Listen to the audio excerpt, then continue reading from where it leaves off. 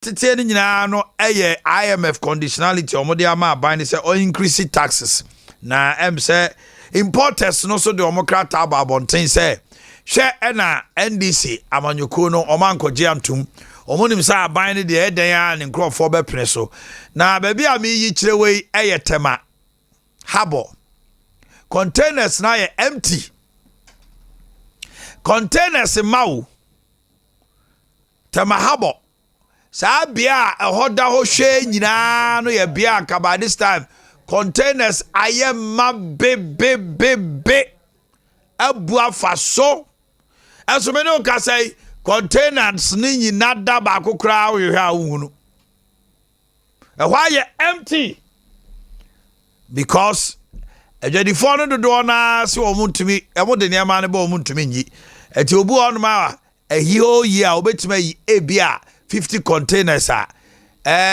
Kebianka yedu first quarter wa yi be 20 containers abakokra wonya pranko coin wakoyi ensem no anode pa anunti no importers say omo kachre aban no brasebejafo ene wo mo kra so omo nya brasebejafo aban nim say omo emnye entum aban no susu yin sika to show up say the bear IMF ebetimi ni na yedai ejimame kwa homano so na mene importers omumpani ba kwa friend no Samson Awengo betwetwe komo Samson, good morning. Good morning, sir. Many people. Now what to say? I'm here. Okay. I'm here. Yo, I don't pay about Monchaya near ye busan say aban no se sia ogina hwere o hia sika de etime gina kwa ansa na IMF atimi ama no sika kakra obetimi de abo man no bra ne abeto jane se enne income tax amendment bill the excise duty tax ekopiem ewo mrahwebedwefuo ho mo de krata ba bonten se hwe na mrahwebedwafo anya ntumanya sa ebema dwadie ene niema amokra na fe kra de mo nkrofo a mo no mo di dwuma no wo mo ntumi nkrakra denti na mo kasa Sompa FM pacho kumaze mo emphasize ya wo so ame aya si from no ko bisa importers there wo so no hono no ko edum ko bisa bisa mo say abans or the income tax amendment bill eba say sa tax no at the end of the day no so mo yo mo sus no tia mo tax ni na no when they declare profit no abans o va tax bi ka ko ekobo man no o ye radio o ye crado aya o ye profit na o ye really say abans ba ko bia na two mo kra carbonated drinks the same wine to say spirit to say mineral water and other things no ko bisa mo ana amo manufacture to say ya pa adonko oye adonko energy and other things no ko bisa mo say I dey ready say about say about increase excise duty tax na biom omo you ready. I can tell you that for the past 2022 till now no our businesses are sophisticated the break every some of them have pulled up and they have moved to Africa, I guess our neighboring country here, to do business there. I think it's quite time we look into the eyes of the government and say, look, yes, I didn't say say I'm a wow, but yes, I tax I will say tax they implement here on board. I'm not quite sure. Say it was one of the relief IMF is looking for it. And it's Ghanaian business community are overly overburdened. Apart from that, me I know Casano Crab, me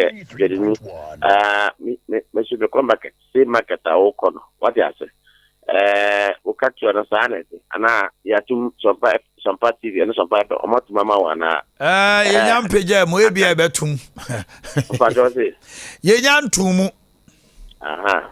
And me as well say you can tell me say you pay na I want to age even you are privileged say what about Abia or traffic? And so we are telling the MPs, the both divide say 275 members of parliament. They are representing over 30-something million Kenyans out there. They are mouthpiece. Aya, na yeah, various associations, no. Yet the hot rocker, we don't care. Now, bill got through parliament. Now it became a law, and there's at implementation. They were raising red flags. Why don't you raise red flags at the time is before parliament, so that parliamentarians will consider? And also, if they go ahead to implement such a project, then they know that at the end of the day, no, they will pay the brand because they go back to their constituencies and things of goods and prices are high, and the constant complain he or she cannot defend, can't say anything, or they will blame them for passing. That's where I reach the issue right now. All right, Samson, share excise duty amendment bill no. Say a passia, and also so no say Adea bay taxes na e mube peja. E boa e bia na mutua e wo pot no. E be peja could do say what percentage ena ye ka said e be ya dwadini na mo koma no no. Omo beti wa masiye na nkoye say o yesi the tax bi ba tre mu kakra. And maybe correctly, I will say you were not listening. Maybe you were having the conversation at the back.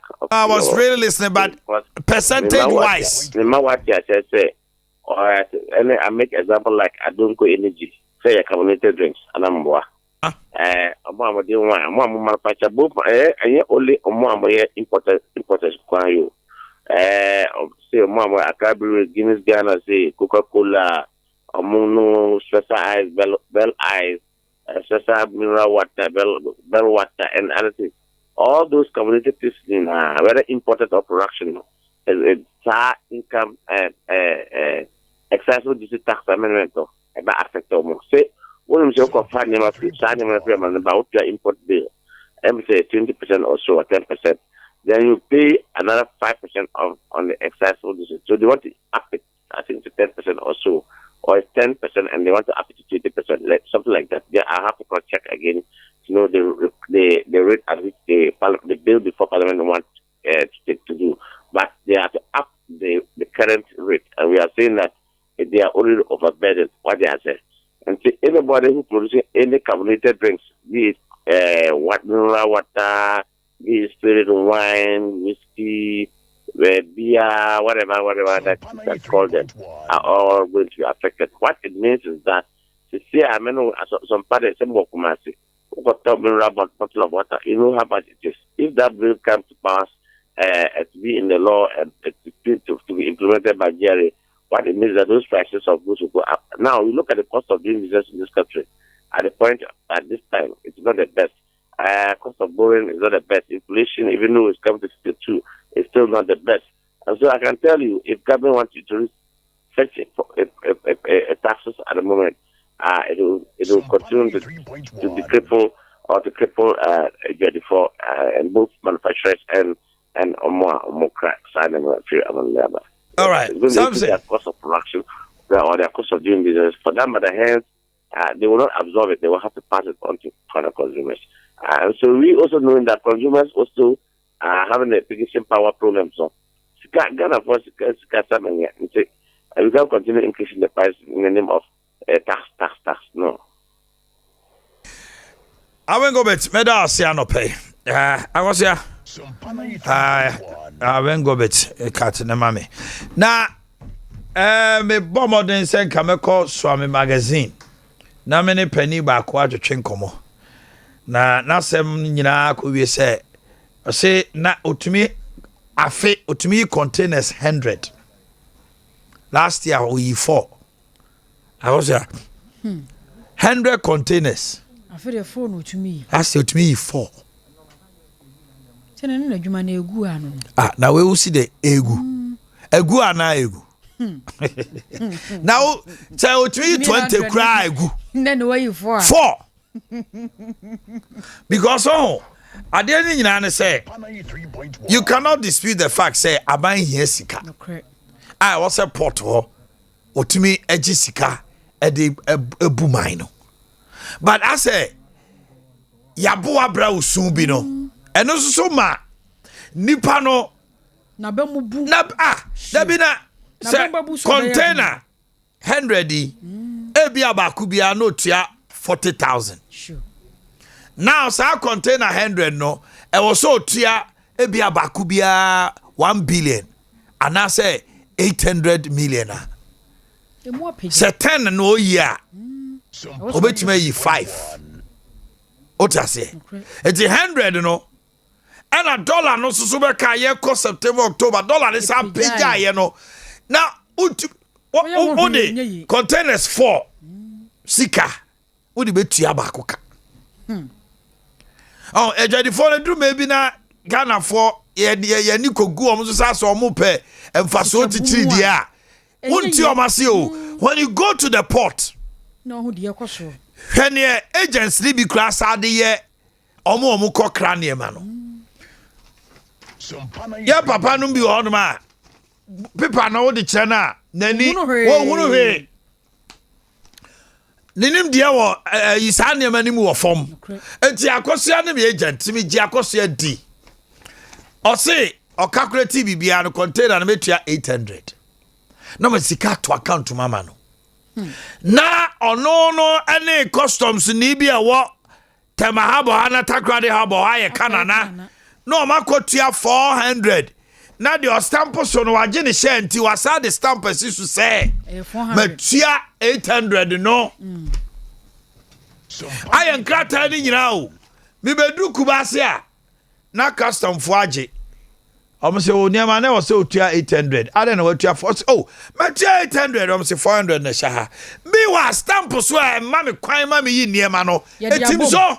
Eno no me na wo blame me ana se e wo se custom so ho ana port ho. Na ba be go asem ye tax force. Ye obi on my encro face be dia dance bebre twifam. Obu otwifam. Otuatua won kra ho no man to bedu ane eche na o kasa nyina ono anim so adi bone. I have business. You see, you relax the business for the business because at the end of the day across your magazine shop be half nipa 2 3 young boys e be half 4 okwala omo be yi containers no ene sa niema no no ti akoye bojua here and there na manfo didi o. Enti sa ma niema mu ye bawi se wo de ope 20 wa yire no a omadwuma kura be tema habo na se a hwa ye hwe no hwe ni ho na wa de be ni sikaro je ni wai ene Sompa 93.1. takrade habo last 2 weeks I say ye de to ho a day containers epie na enu 3 asefo wa shu on dey me chiro no ena kwaba no sanso o man ne boka sanso sikia wo se yenya no I was here me say wo yire niemem taxes it should be flexible progressive easy to access and easy to pay nya chenchena atwan mama ne Mr. Collins me mo achen Obi na be mana me Joseph na pop to say. Honorable Collins Yes sir, na pop to say. yo me ho ya pa na wonso Oh, me no ka say de na say Nyankopon de. afija kwa bre enough mrashe bedwani o papa etimi nchen wa ha o Me papa de ehia me pa cho. o papa num dọọso na nso so papa ba akopẹ ye friend no Mr. Eric Aboaje Hey, afi na asemato ne na finance committee and na yesimode income tax amendment bill report and excise duty tax ekoto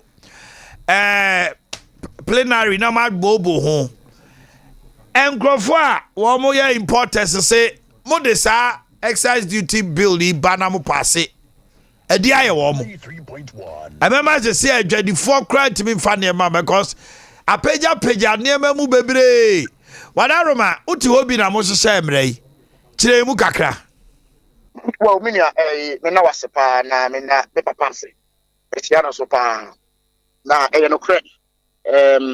So be kaya last year June mo ho na the president instructed the finance minister say on negotiations I say with the IMF for a possible IMF program.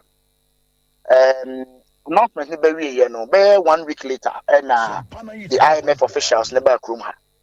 Omoni be din kutahudie sa anche before I rise last year no. And the staff level agreement.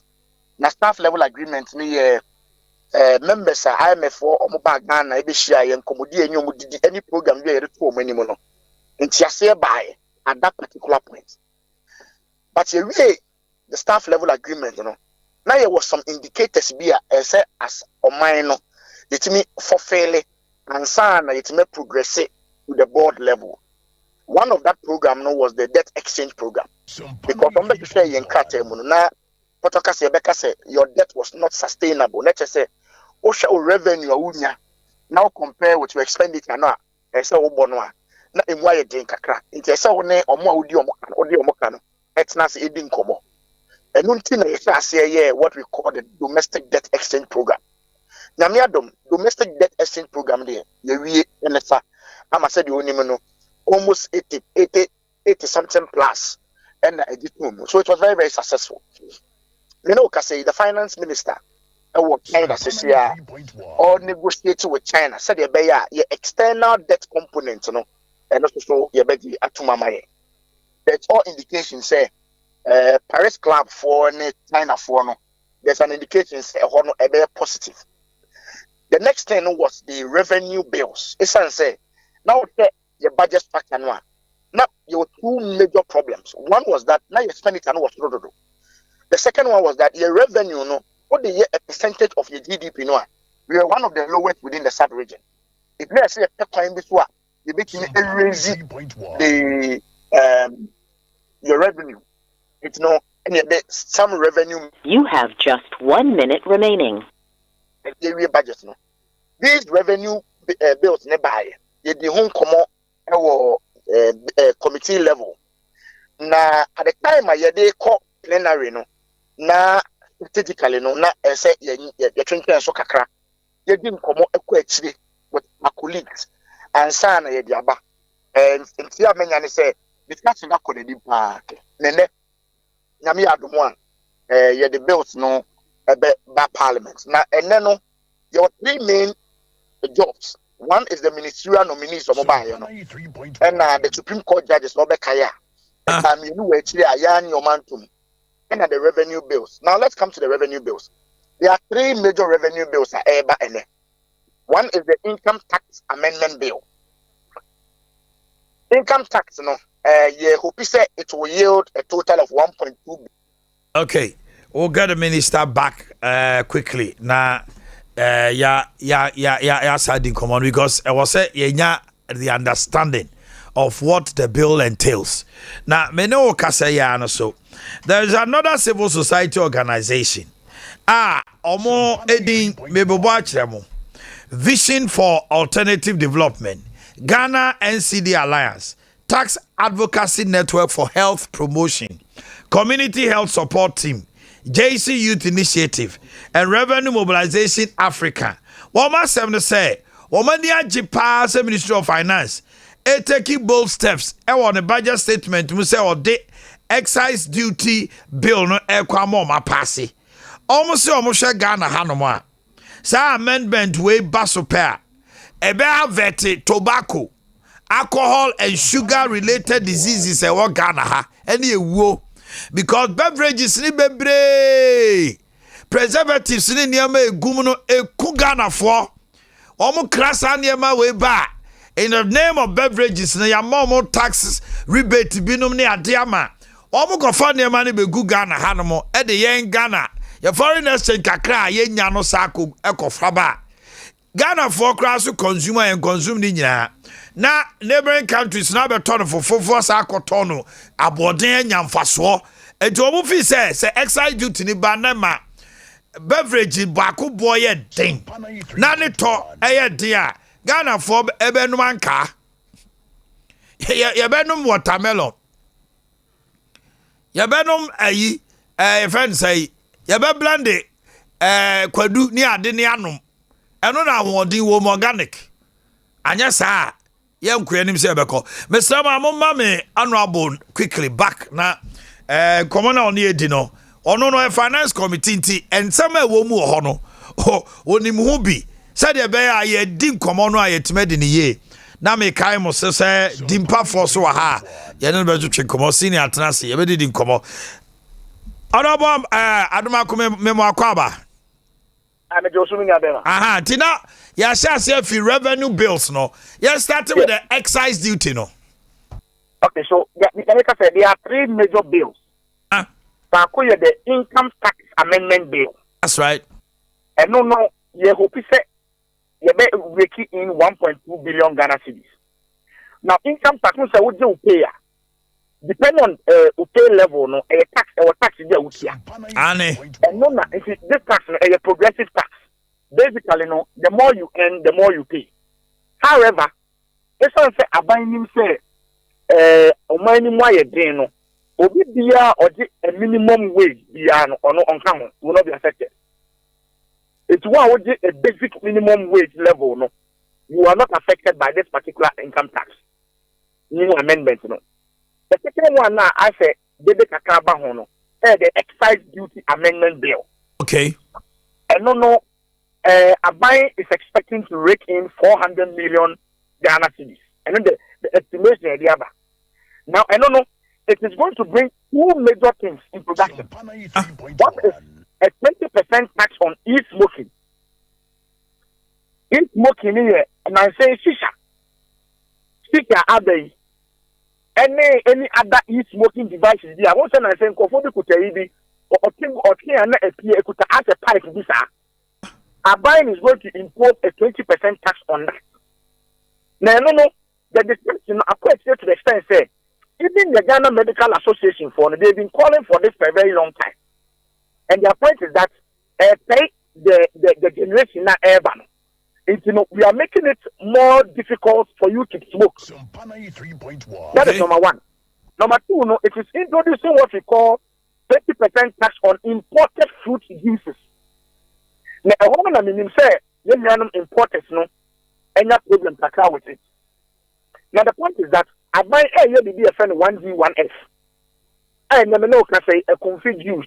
Any other juice, a juice practice about system.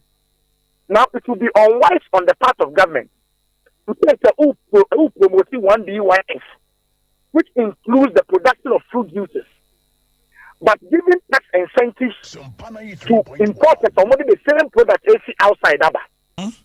So what government is trying to do is say, he is making it more expensive for you to bring in fruit juices, but rather consume the local production. Okay. So the whole idea is to boost local production and to make it unattractive for us to keep on importing. Say your imports and exports bills, difference a little bit too high, and so we rather want to encourage the local production rather than the importation.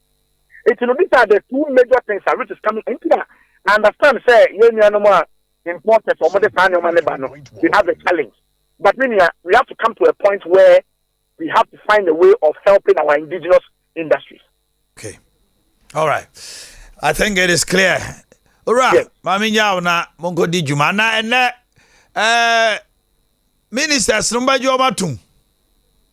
Okay, first of all, normally we say committee level, committee meeting we are. Report here is in 2 forms. The first report in the final consensus report. The consensus report there, not just a committee falling in Adea say where the young fan. The second one is a majority decision. Let us say a committee meeting we and Tiasiama. And tonight see a clear swabber. Report number from all the ministers, not just say it was a majority decision. What it means, they say consensus are at the committee level. But anyone because before Mother Coveting, now the NDC party has issued a statement to say they should reject them. If anyone say the decision now by a majority decision. Thankfully, a decision of the committee is not a decision of parliament. I say no report back to the plenary.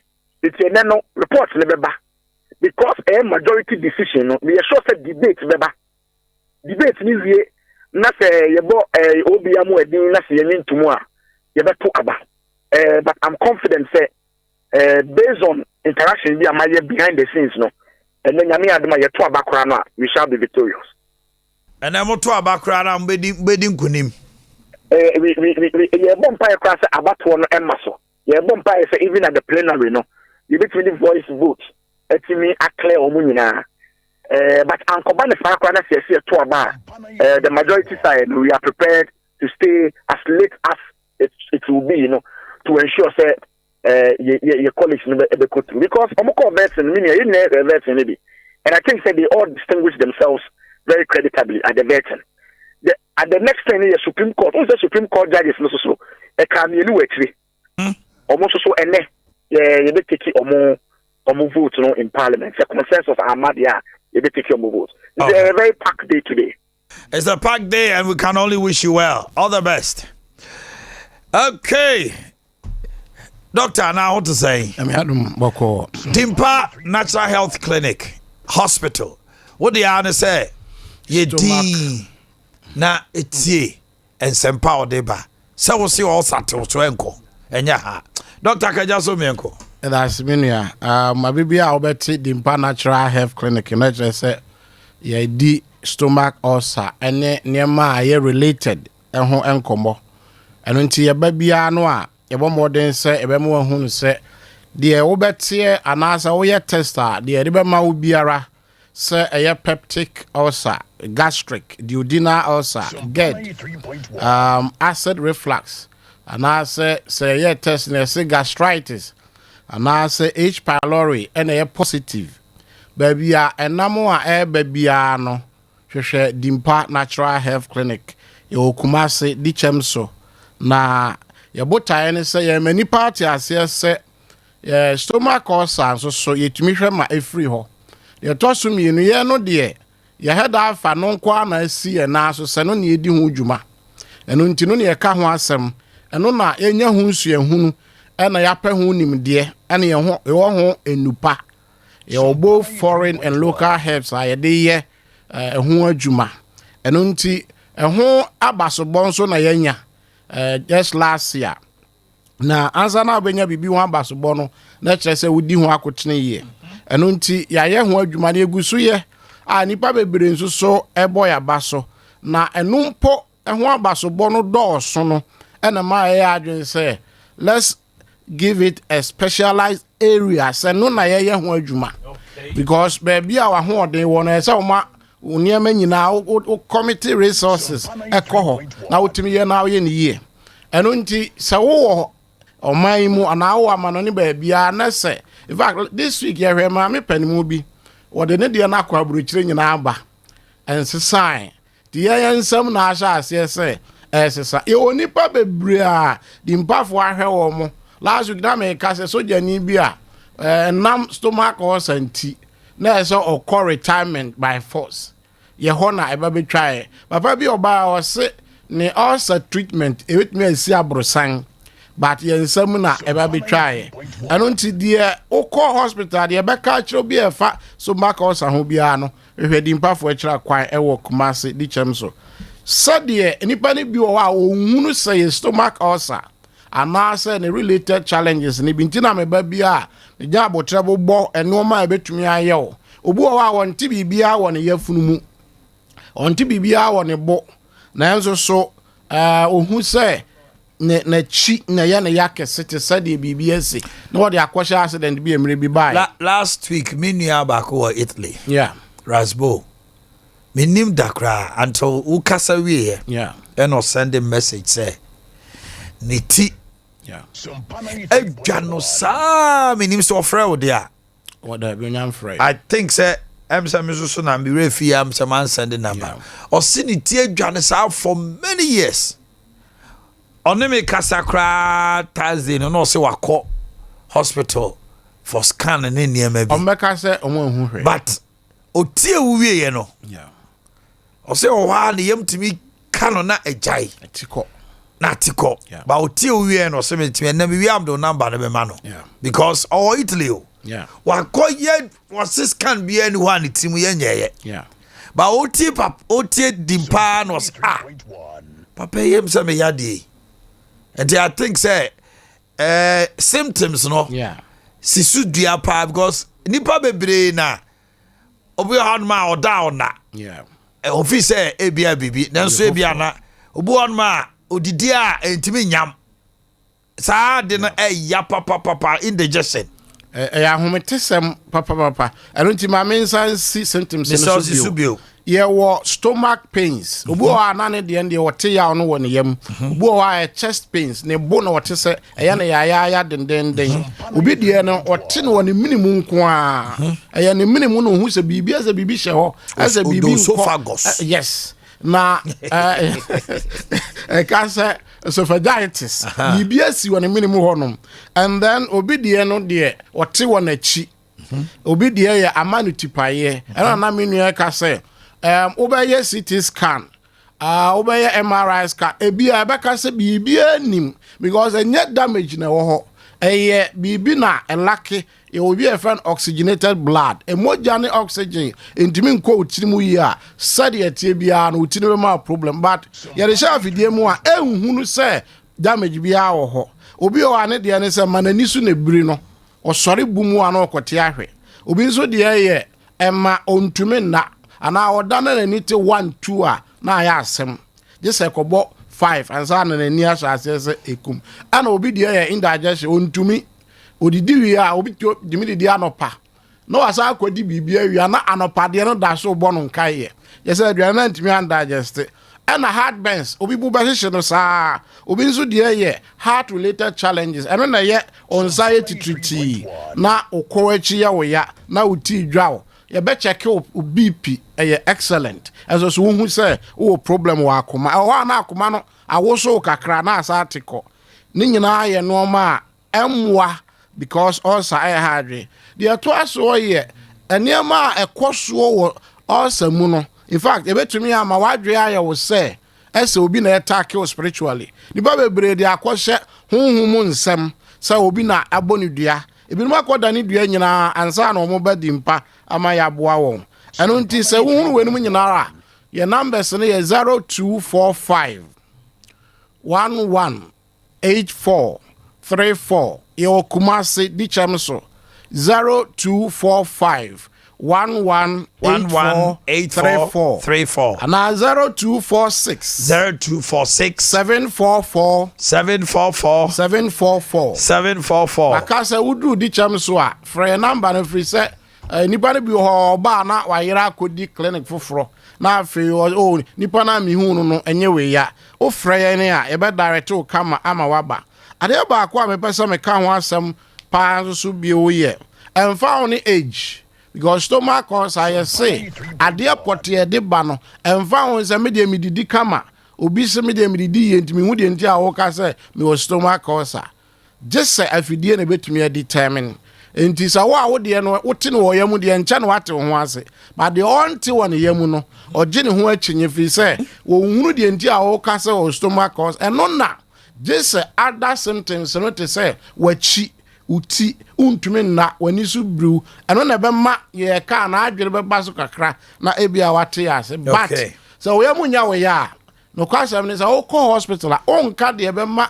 ya mo akoye test a ebe mo hu se o sa wo eno jubo hu se focus no be ye koye bibia fa na ECG ana echo ebe check na bibia anim eno ti wi di mpa ya kira kwan na ye the combination and a stomach cancer enye adro baako because were related challenges. Okay. And it's a one tackle no from about 4 or 5 different angles. And so a drew a your funumu, the akuma, the blood circulation, the etremu, a more and isubriaco, and sana a drono correct me ako babia, obesa acquire a juma. Okay. And on tisa actually so.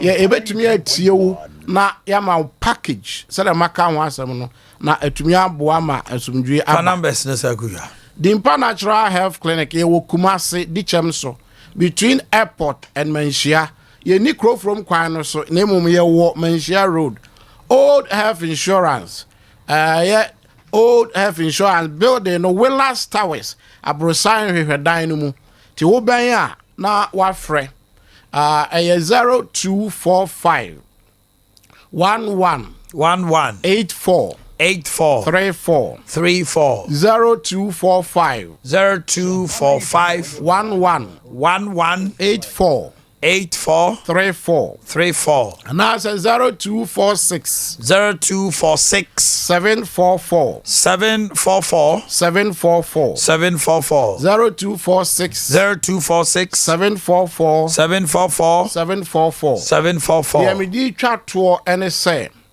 ye de ye tu ehun asi ho se ye area no obi ani ho a wa hyeda eye saa de no enu nti ansa no we betu no asi ho saa no na kire se owo nimde owo suahunu owo nupa eni mfidi pa ode ye ho adwuma enu di we hwe kire kwan na obenya asomdwe e de ama onipadua me da ase Dimpa Natural Health and I'm to say Dr. Edasi no abo senior obaja ma come up okay mami ni komo tiawa me ni importer ba ko twen komo me mo achi o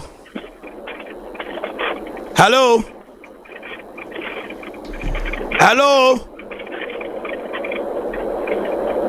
wo jina susu ene refi kwa se afre no jina so ni anjo twen komo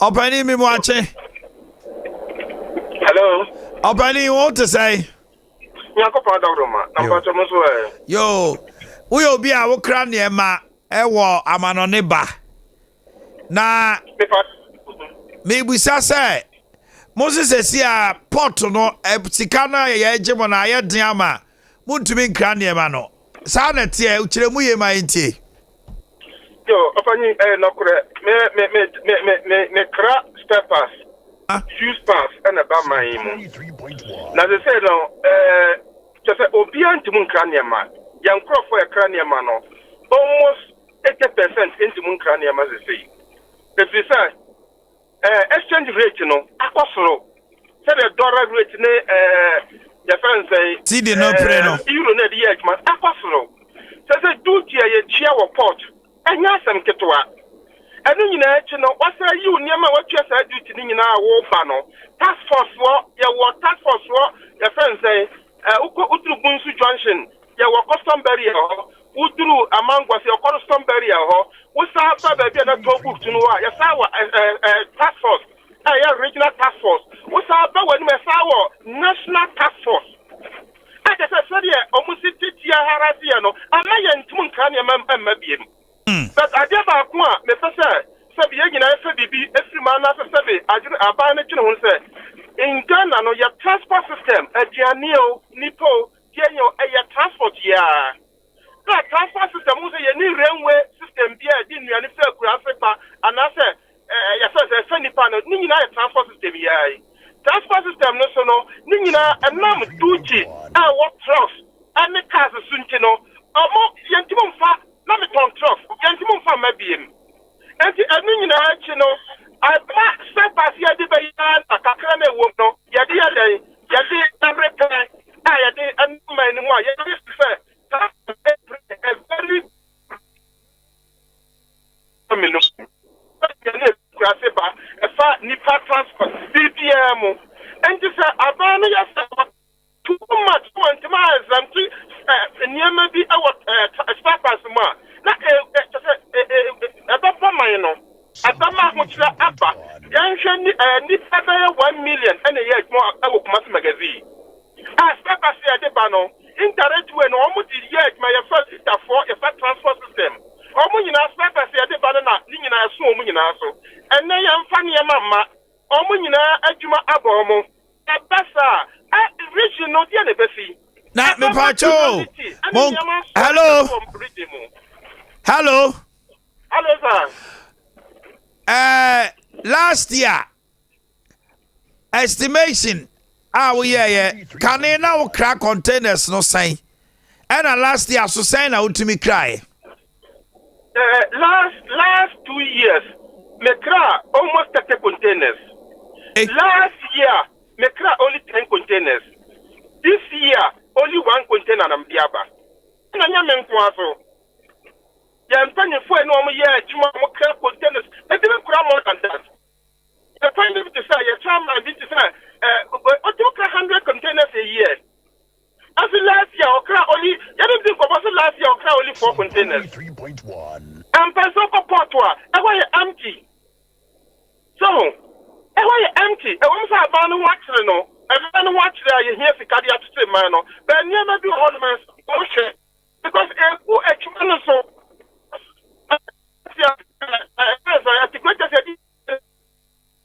Okay. I think the person kano wa kan wie. Mr. Mo mama share birthday see quickly. Na Apostle birthday to me o. Be am go di Apostle di ni birthday, special birthday. Na wa mo nua pani amane. Apostle di ni birthday kwesi ada Thanksgiving service kese. Na hwe na dim sa. Wa mo amane.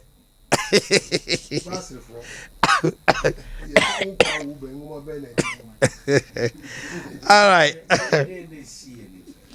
Mama we entafo bi awudi ma oma woda. Omo ye nurse for. Opoku Mary Jemfua senior and junior. And now your birthday. Opoku Mary Jemfua and College of Nursing in Totroso.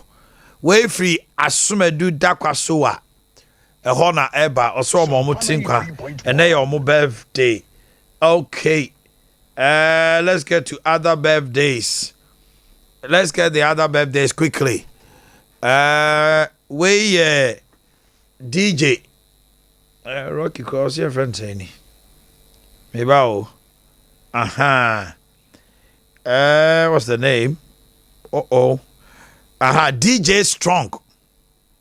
DJ Strong. And now DJ Strong birthday. If you Rocky ho and a air bar, what they emano. Afe Vera Ousuentry. Last TV Beauty Paula. Last TV Beauty Paula. Vera Ousuentry. And now your birthday. Okay. Emmy Kane Mumuni of DVLA Techima branch. Emmy Kane.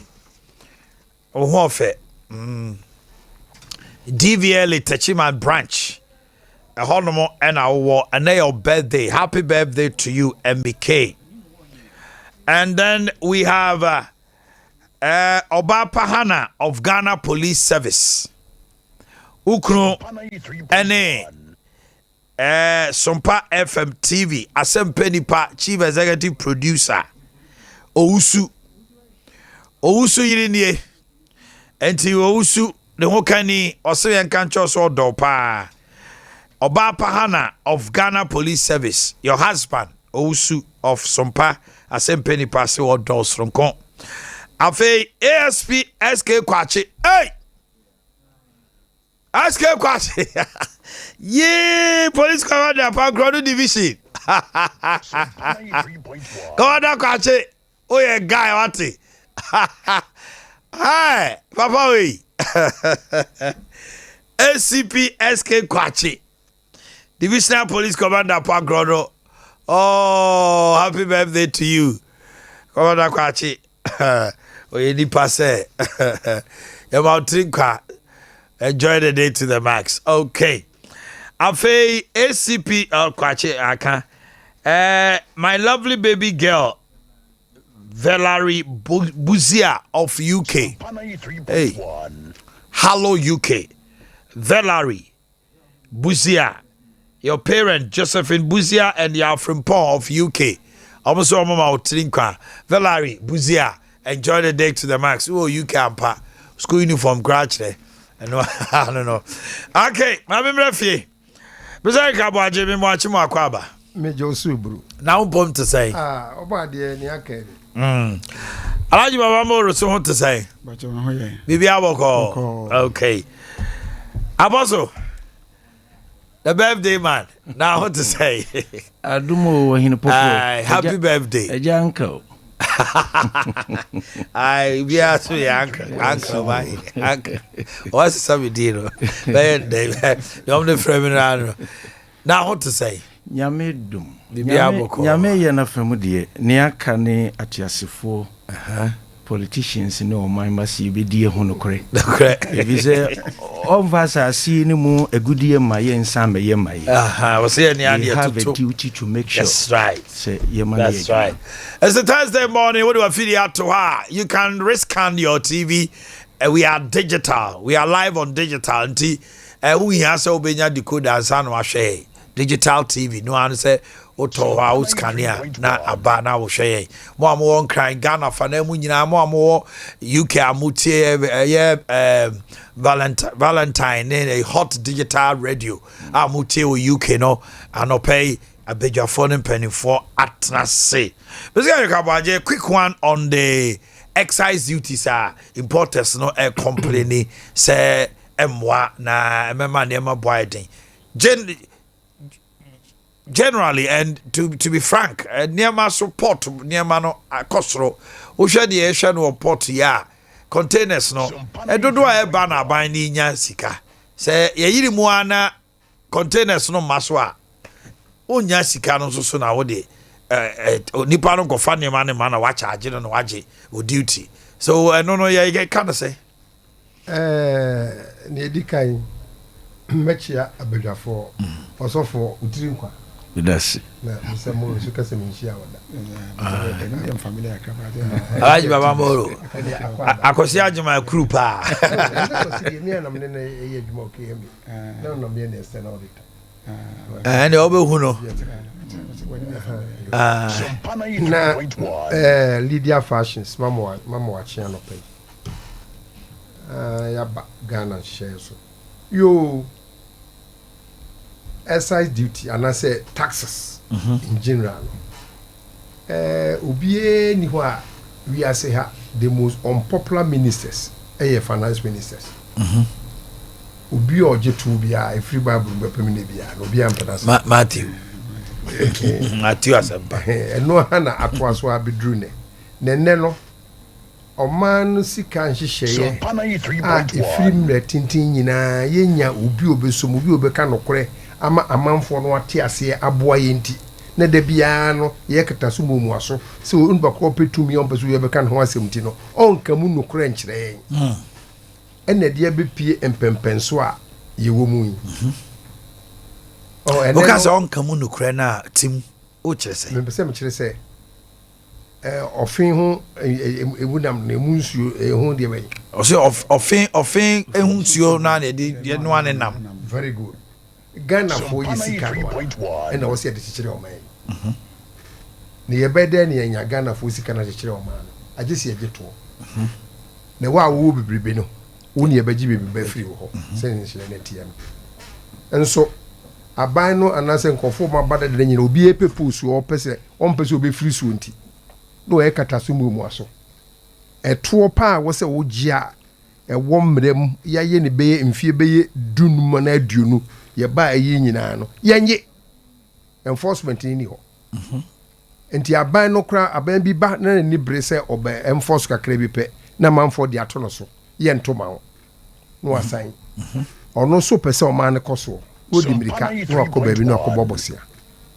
o so be de no so wo mi kuku se ne ye kan ye wo boxer tie be wo be kan ye wo manganese ma me bi o se ye wo boxer ni ye dia dada ye ho a ne commercial value no ewo hin sika no aban wo de beto machines wo de betuo no ewo hin gise nkofo ne betuo no ma ye percentages bia ensani enam se onka no kore nkyire ye ni nti no de no akoye se chi ba bi no akoje bosia ne bosia na twene ni hwe na nia bedro no ene se wo si se mo wo oniema bibiri ye hwe mu import ye hwe mo mo buildings wo Ghana wo se mutua property rate mutua land rate ni ama se ka mutumi tua ya enka mo wo si echi ba bosia wo ka mo hia and they say na je se mo kire ye se mu beje eto no na moto mo beje na akwanimu ansana yetumi agina so ama musika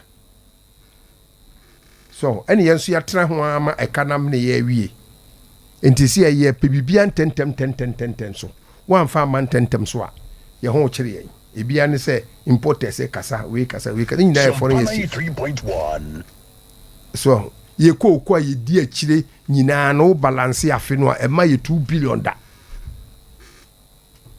eno aso ne yina akire fititete ene ye timba nyina ye twa wie na nche obeko ba bi ko de na de na eboda aso nti niema no de menu bi a me ye program o say e ya to adwa from Pieto bre adwa from Pieto na ye den so o say aban no ma o ma no koso nti ye den na aboa bi hu beti aka adwa na the best quickest means ni say wo de niema e baga na ha ye beje oto eno de emedi hansa e ma ne to no ye ne mum ye je wansa na be wuram ene de sisia ensema ye fisi aba ena amani a atwi ho ahia no Ghana ha no ye ni hard and fast rules be on our borders see a man for we nguram ye man for we nyesei ye man ti obi wo ho eso so aye porous god kujina aflawo ubesu to godie be ne wo ho na hwe so de wako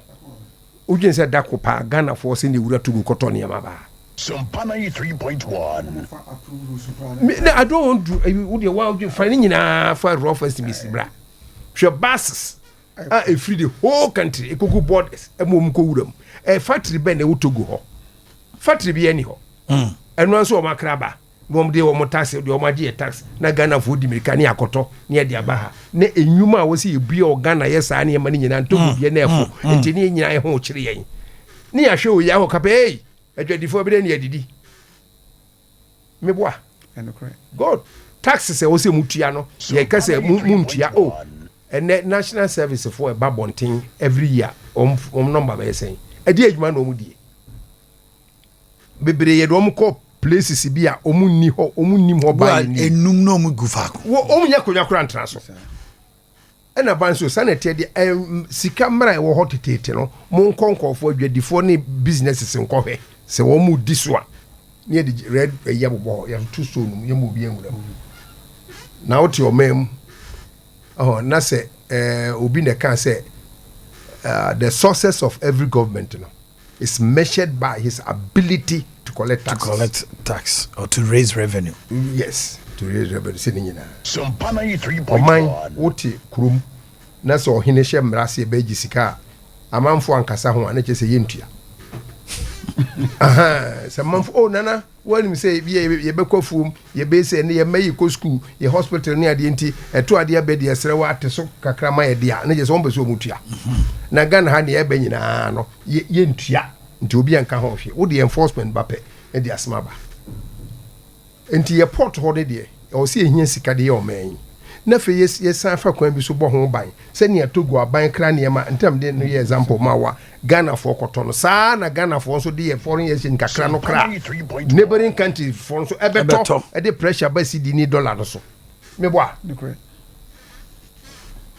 nti ni mienu no ene wo se ye strike balance ni hu si e ko si e ba na se bi mpreduasa ye dwonkuo e ho no IMF enye bank e ye dwonkuo ni nyina agi sika akoto wo ho kire wo ekuo no so wo mra bia wo ba yare wo kwa ware wo maami ewu wo dan yebu wo nsam ebu ana wo yare bia na wakoho akwaje kakra no mo de ne ye extra kakra ne se ekuo de wo kona kakon asem a ye nya nhwehmu na ho de be ye nhwehmu so na ye den na wo bayi wo ko school o san na chi ana se wo na mu ko buye o sem ko ball mi ko tu mirika hunu o so de bi fi na ekro no memo ball biem menye se bi na tu mirika bi ha na akoya se beto ne yi ansana wo be ma wo de ama ye de aye tuamu da yakom mpresa ka che dungotwe 88 that's right afei ye first ye start ye omude ayi no table no by so hey the highest yakoje last yakoje me say was it around 994 million good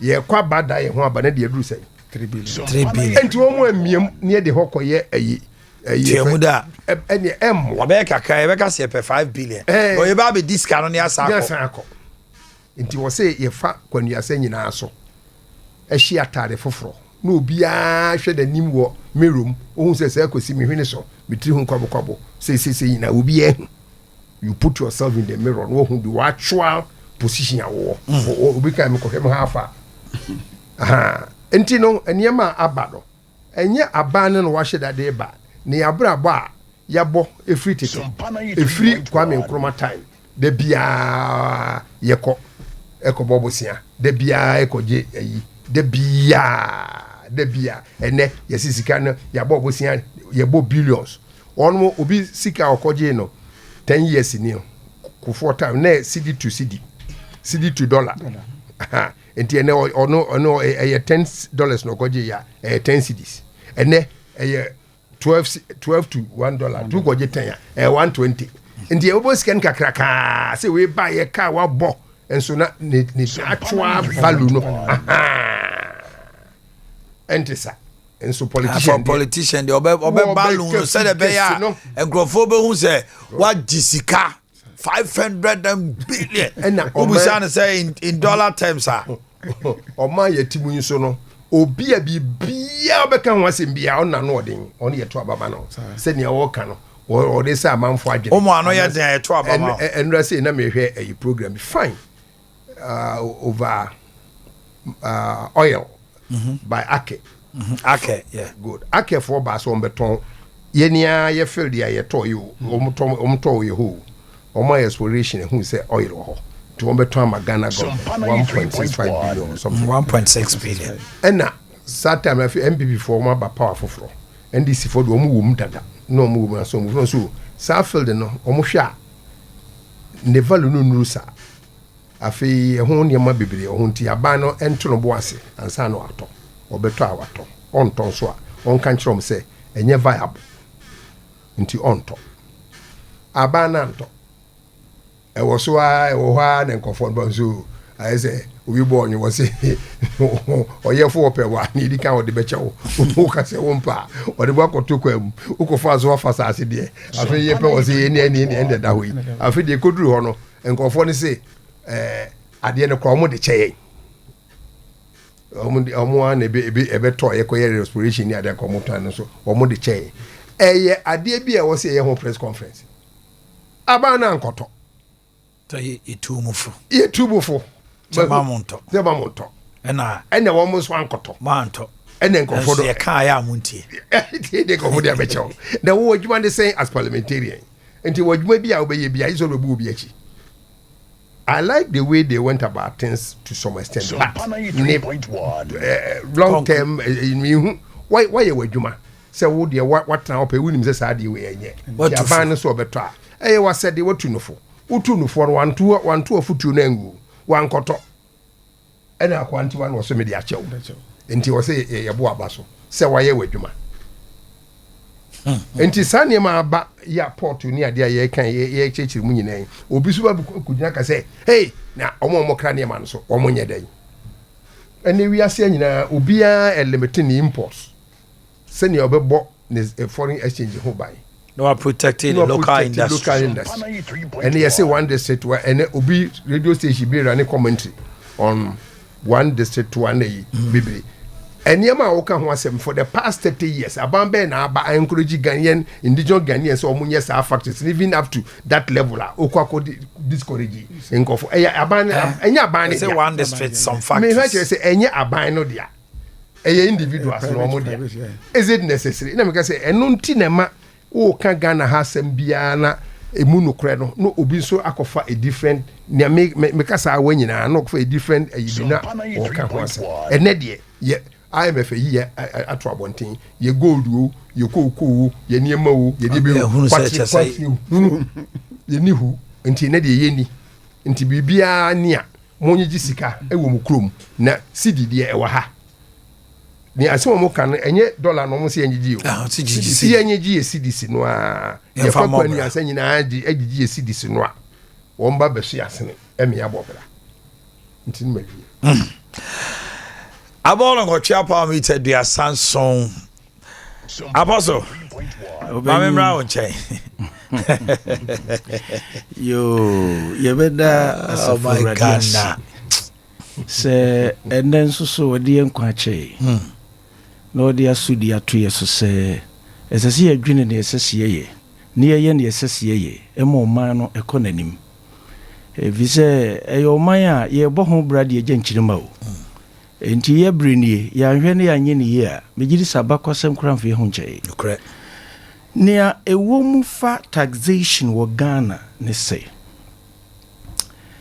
Eye no kretu du akinye bia nim se oman bia ne se one limited loans. Now I make sure say o taxation is very solid. A wunya eto de kekere man a. Oman no da akinye. Nemum yen taxation system no. Eye poor. Very, very, very poor. And when I am say average African politicians are lazy. Because after 66 years, and so see that's so edit this system, the GG tax. Essentially, kuyenim. Etwo dear the obi anu ha wojeno a eda from samano. But esese nya flexibility bi. E mo manfo timi tua to a otua so na wo hu ni say. O kanompo.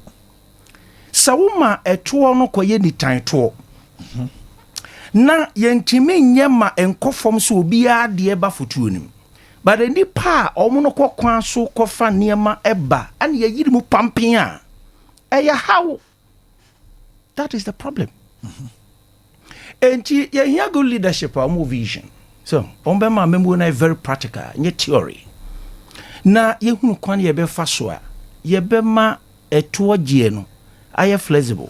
Also, what Bridge, America, UK, no, what Bridge? Tax regime, no, the system, no, at the say.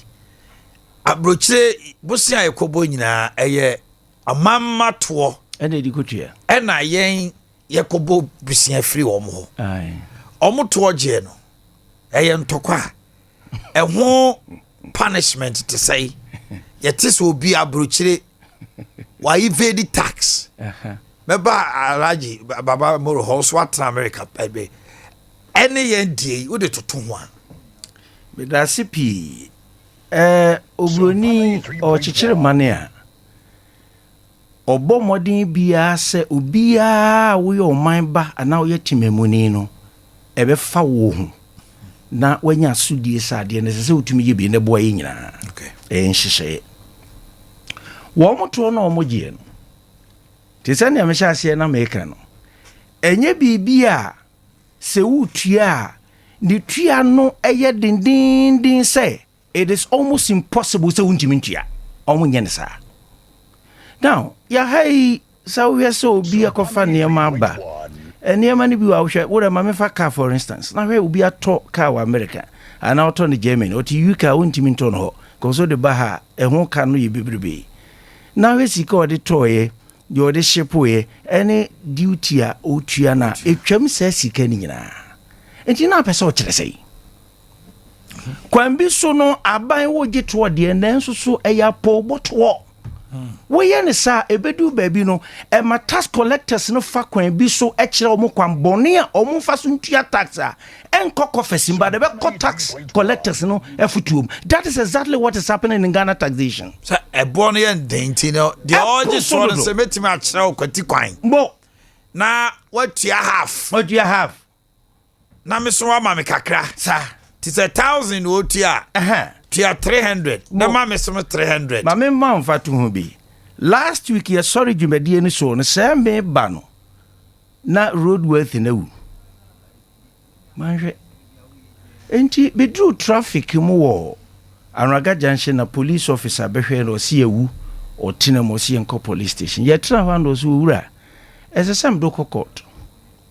Na umpeso koko to dia yenya amande na msamane be amande be ai oni ni para ai no kura dika wonko central no go bisa wonom eti na mse da bi mpesa me kokot oso sabo no say yes enipa da sene ne te koto bibia na nchen me duru koto ho ne ye bomika metua ma ban enya me ho faso ndi famiko me wi na mcha sese be kire ne say ye di taxpayers money to atade hyemo na mobo ya po a oman ye nkoyanim obi wa wo hwe no na utie na sema kokobo keke ena so de bono say he should go and do the right thing. Nemo opese bitua sika de ma wo bra sa sika metua ma o ma me receipt enko aban ho adna sem so sansem no so na me say me crusader. I'm against what you're telling me, so I won't do it.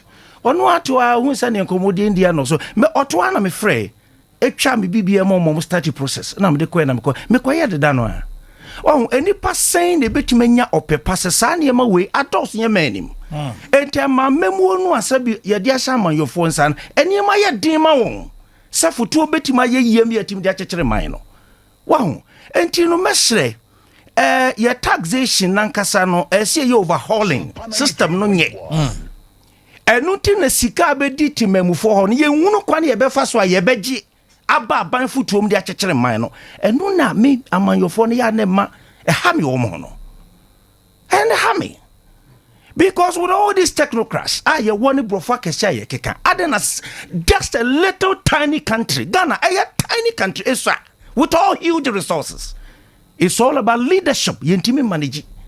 And na ye truka na ye de sobo no bo o man mase wo mu ntua tax. Why na catch lo broni kro kwese sa brofo kra begua na mo de these bogus systems and they taxes I don't pay.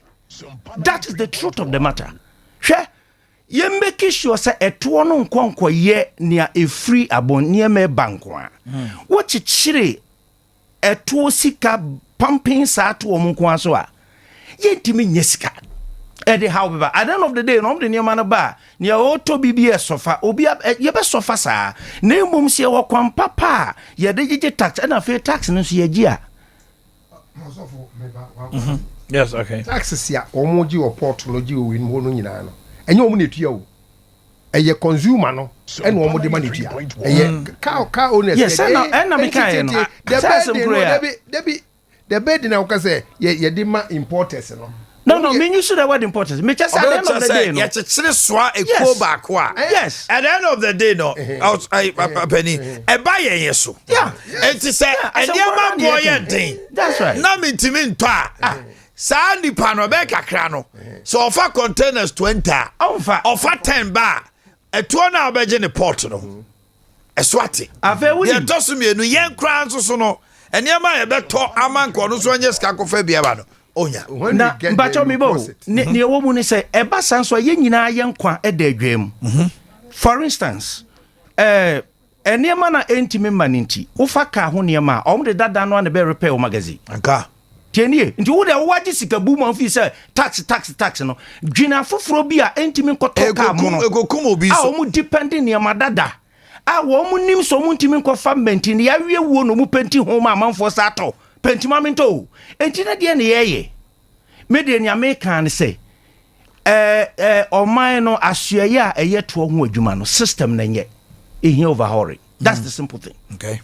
Enti samanfo so ma bensika samu nkuntabu a omo nkyere so omo nim de entina me tena fidie su ka so ma we ye ko suku ma brofoka any certificate. You are not practical. And he's true. That is the fact. It's a fact. That's something I know. And not in Ghana, move on. Bro, for the certificate. Practically, we are nil. Timin chesi eni mu no man ya kwaje fa hudie ya chiesi eni mpese ye boye ma ho bra. E de ne ye ka ho asemi. Etim na me de me si yo. Me mpabro for sembia biu. I need a practical leader who is radical to change the system. It's very simple. Yeah. I don't know what you think about me and what you say about me. And I'll continue to project that person I know is honest. Simple as that. Wow. Eti taxation de yenhwe ho asam kan ye ente sa ebe hardwene. Hwe property tax. Yes, e wo ho. Adan ne na egu Ghana yentimenye. Abroche me pacha obi kura nim se property tax wo ho. If it's education ben ye. Well, say we a private investor. We run a private station. Abanu betimi ama asye hwe radio station ni TV station. Ayen hihye bia. Yetimi yi ni ama kakra fifiri mo yi so sebe ya mo so betima advert. Educate. Ontia. Na manfo tima hu ni se o man chechiri ne se wo ye japade ye na eto bia de japade bia so. Ne enye japade se ye ne sa keke. Sebe ya o mani chechire ne be ya ma ma ye nyina ne ho toye me be me mpasua so woni se juso ye mabatu mpasua so ye kwa ne nye o e free juso edi twemu a kopem hokura de sempodi kwa so de dachi sei enye etutu se sabi ka ketu ayi abetimu ya ja bi di twitwa me hu sa se gogora da chira be ban ma besomo manfo na mboti guran man so bi wu a ni ya so to ya o to ya o Etino nia Mr. Boakye kano asem kro na me nso meka na emmom be sipa ye ne say yense san ye sister be di tax mu kakra de man nje flexible de timi ya sa wo se sika no beba bebre since obaye no pampen baby na enipa nso ye recruit wo mo se wo mu nyina ban na mo nje tax no bebre ya kromfo. We should look into it.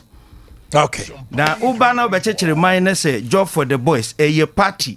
Ubi party modern money a share who defend nipa eco security agencies no near Adea. Baby, I drew the sign you be hono.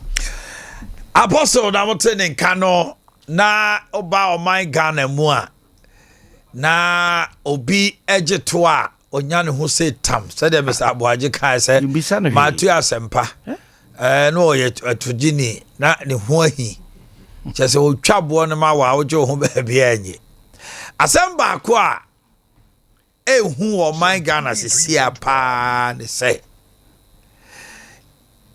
aban no enya pepa se wo je to a e wo so opposition fa kwan bia asoma sa eto na wo ba je no e man krofo bu fu serious hey vat ye kumi preku ye wei ene MPP all the VAT got 20%. Omabeni ku forecast say on the talk tax ba. Look at the kind of demonstrations that NDC opposition. Omo ye. So needless. Anka talk tax on ba you know. Now can fi so mbetwem. Certain taxes are what petrol or mo. Omo ye demonstrations opposition a ba what ba pejem. Okay, baby, free by near yet tin. Mr. Kameba ho. Panesia to our program. A buy way cassette or yet tin. Emma yena koye bi. I'm for sorry tia cassette tia because ka tin number. Ghana ni. That's right. Ultimate twadie bia bra uni tin. Then I'm saying what tin into ubetiato. Okay, so simple. A binary to me the balls and the political will. And to me I'm Martin and Yejuma. And that tin a home for it to say. Na abane bo ho kaseng millions yes so and that it me fatin nyina so the introduction e ba ye ne the education they say between tough way e wo market abra meeting untimi register kura register na dia frɛ TV untimi nkoto kwabra unitin and I will to so a wo mo ntimi implement rom dia kwhye Ghana card. Say information you know Ghana card dey na be Ghana card dey be na Ghana card ya wo tu ato wo na say dey because tin ne ma na bia wo wura ukoto a e wo tin so afini bedru no ya ma aban no power. That's right. Rate also otua no when your bank account bia bebie no wo tin number wo so or the power to take it from your bank account straight to your withdraw implementation na e ba ye no mo to aba no na make o Ghana ha no Ghana for the sorry tia no se bi o mo ntiase o mpacho o tiase o so betua no no betua no na sure obedi o ye wo mu ye wo se mo say me je say we are be ye no bi ho ade we commission okay to do certain things right ma ban ne say no obetuma improve revenue na o kasa no mi ama no so ye we no nyina ma bibia bai na party apparatchiks am from apparatchiks the party apparatchiks party apparatchiks onim so obetua mo to mo na be kwa ko fa chire de ba de ye support o na wa melt. Wow. Oh yes. Ye ko income tax office Ghana ni pa o so go to tax or no akosa line. E ko jetin me boa. Obetua ko na wa twem yesa na akosa line. People were on the line so obetua. They were all prepared. See a betua e ko do implementation e way. Ukoto TV a one ko tu we ya. O ten number ultimate to. Na income tax for na bo pay. Ye ba obia sika wonya for the year. Odi akoto bank. Odi atwade. Ebe show. Na o tax a o say o tu na. You it's meeting directly from bank no source. Yeah. You say a lazy man's approach. On my year. But implementation am start to kan ye say. Ye di obi kwa bet na wo to implement. No, but na wo sto mu say on hwe say samrei wadi so a wo de ready aboso no mato. Na obi betata ho ne de ye twem ho. Me ba. Etitile aba. O tie. Wa ko tie hwe. no enye tete de wa okotua o ka That I just speak to the mic. Na person che say afie ni bebre ho a afie wurafo ni so mutua tax Da bebre nim. Oboa. Me say, oh yes, every district assembly. They know. Woman, you the family fee ho. Yeah, the property rate be farm. Won't na me mpesi aso de nim bi. Omo distribute. Yeah, the attack fee. O ka bill. Yes. Okay. Yes. Baba Breuntia. Because education no na. Education, but there's no need for education. Because obu an federal no kura wu no obi na di ade. You obedi ade no wonim. Okay, obedi ade no obekọ. Okọ ekoye na administration. Ye beka ni na akire no. Ye de beta no fie ho. Lance for the property rate e wo Ghana. Say it me gigi property rate. Wa no wura bi bebo opum. Say oba beje ye japade no ho ntokuato. Nti ode maame no ana o se mema niska. Na me se mo niska se. O so utua maame a na mateme me commission na me de kona me se no. Now anope wa ku fie be se mo se be 10.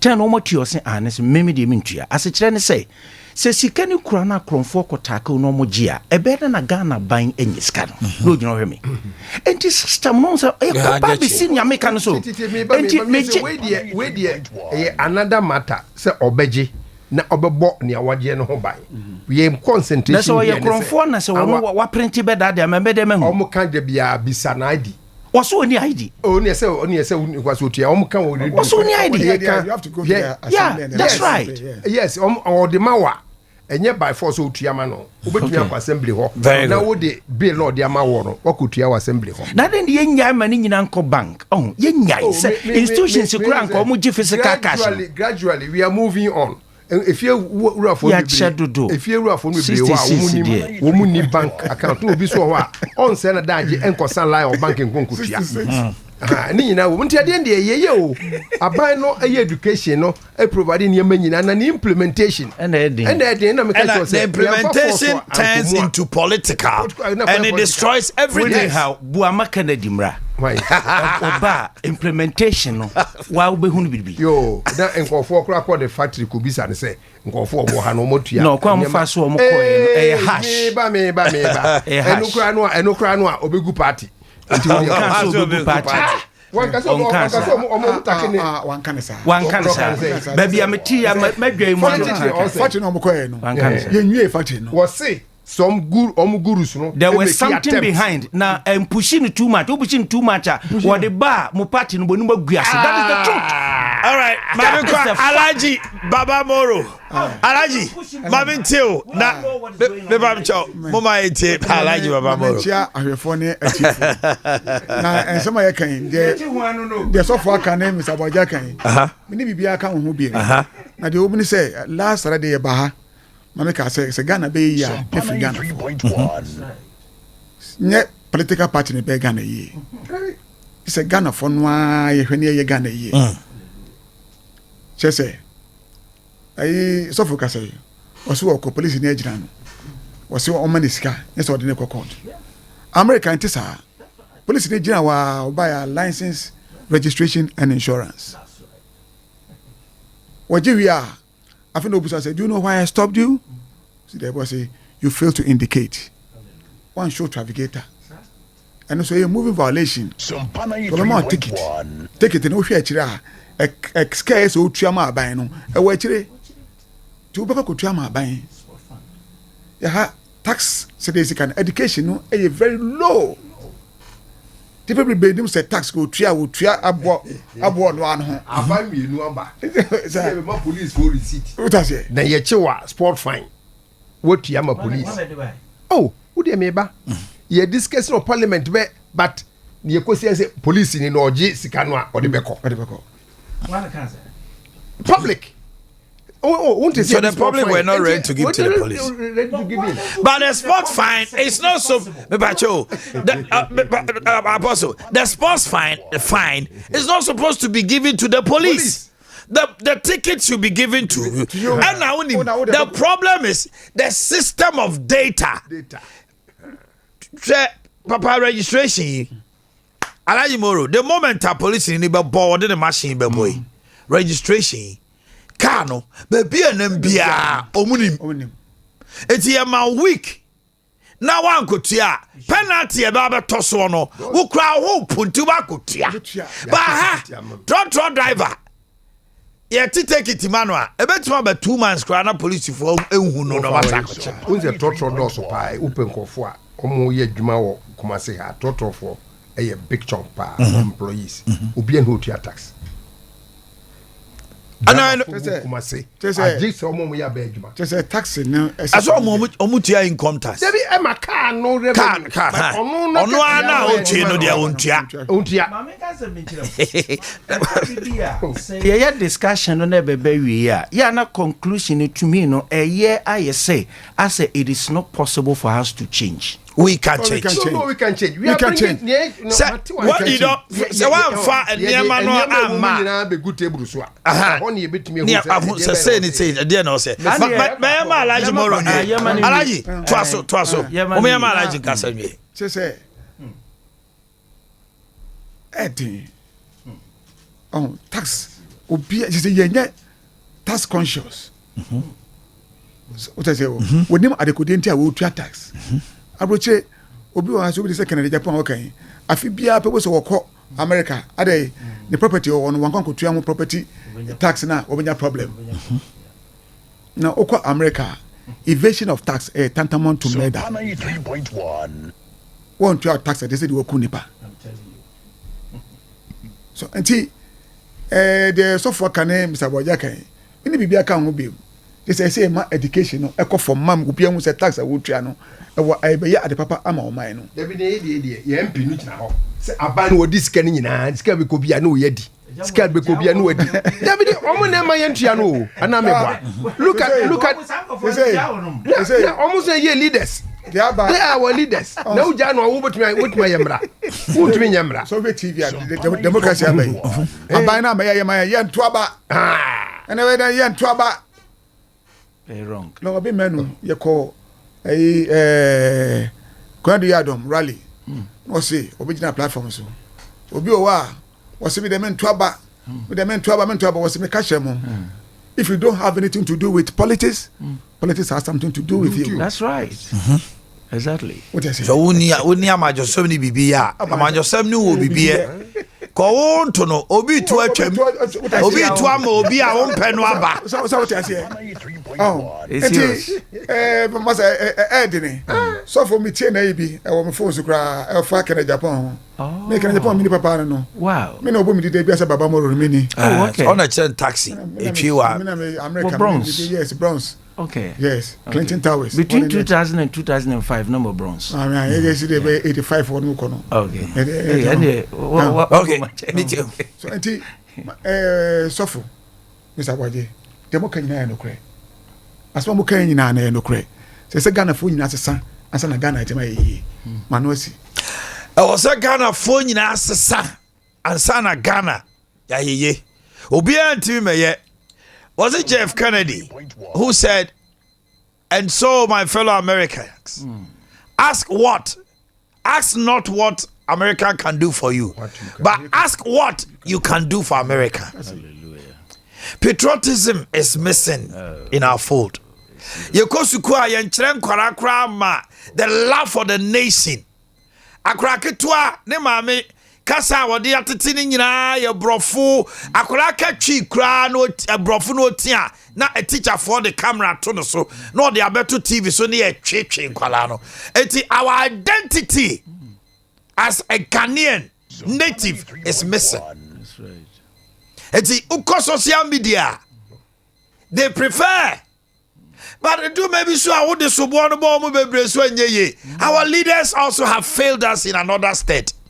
A kwaya mo faso ne atna ene kwaya mo faso abo krono wo manimu sende sika no so se enwunu so wo na wote and especially our technocrats ko chief director what ministry bi ache a kwaya faso keka niema bom uye minister na uba ho now you are just say the pepper yet na wa ya cartel no be you afri off whatever ba also no near the scandal be a boom now na uko yano na chief director accountant budget officer planning officer omo ye boni di there be because at the end of the day DC be any how sign checks papa me boa your budget and planning officer see the memo will have to be approved by the DCE and so be we ase no yetimi kase ye tu ye the Sultan ewo ho na ye twa 3.5 billion afini be do no ya anya the Sultan ensuo be fa nipa wo community ho enso so sense kan ye di. This is the nation we are all building. Just say, sad. It's your politicians. So MPs and DCs. And maybe two with my experience in auditing, collusion is very difficult. So when we are That's a mafias. Well, that is a political mafia. But collusion, there, fraud, collusion. Yes, you call this out here. Engineer, acquire estimates. Wow, or the acoma contractor, a contender, contractor, as in Sabia approve. Aba, ye the Amakufini Ama Limited. Wakoye, the same engineer, Nakowe, Kufini Ama. Gotanu why our report good approved Yetianica or paper so or Brakufini Macrency say you then I'm saying nipa be say 9 numusia wo we involve nyina aka boga o ko ha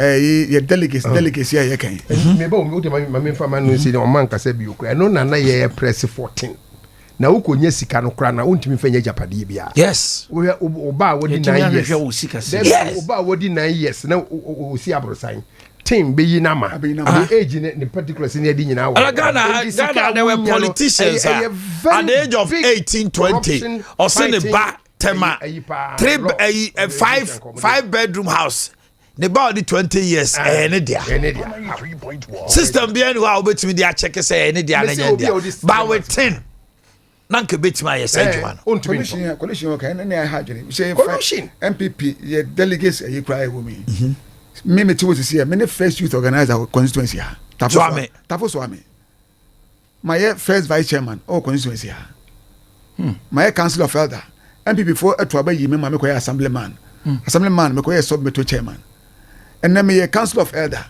and then MP etime ayi me free council of elder MP ni hanu ayi ni ho anu ntimi asam kana me ka asam kana me collusion na wo kan so yeah you dey free delegates about home mato abanansi ai na 6 match ai alanche matene daughter ba me SNA message for 66 you know after that you know e bia atranse a conspire say yeah no omo delegate omo flag bearer omo pen no yeah me because me ntimi nya kana Japan ko to aba ma obia so we need no yeah you are you're terrible. All right, Yaksin group of companies. Ya bonu crude. The last year independence year. Sister. Ni nyina send messages. Oh, message. Ni nyina almost send message. Competition. Yeah, bo crude. Maybe I send a message. Why respond? Because me formally collusion.